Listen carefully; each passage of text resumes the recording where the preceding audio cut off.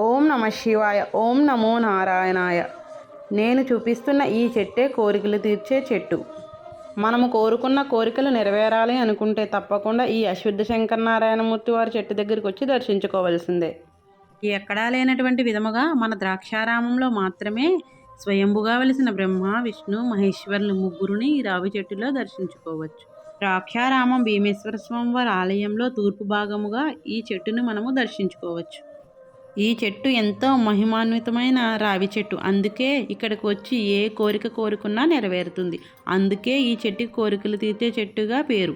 కోరుకున్న కోరిక నెరవేరిన తర్వాత స్వామివారికి ప్రదక్షిణములు కానీ నీళ్లతో అభిషేకము కానీ చేయాలి. ఇక్కడ ప్రత్యేకత ఏమిటి అని అంటే కార్తీక మాసంలో స్వామివారికి 108 బిందులు నీళ్లతో అభిషేకం కానీ 108 ప్రదక్షిణములు కానీ చేయాలి. చేసినట్లయితే కోరుకున్న కోరిక తప్పకుండా నెరవేరుతుంది. ప్రత్యేకంగా శనివారం రోజున మన స్వహస్తాలతో చెట్టును ముట్టుకుని నమస్కరించినట్లయితే లక్ష్మీ కటాక్షం కలుగుతుంది.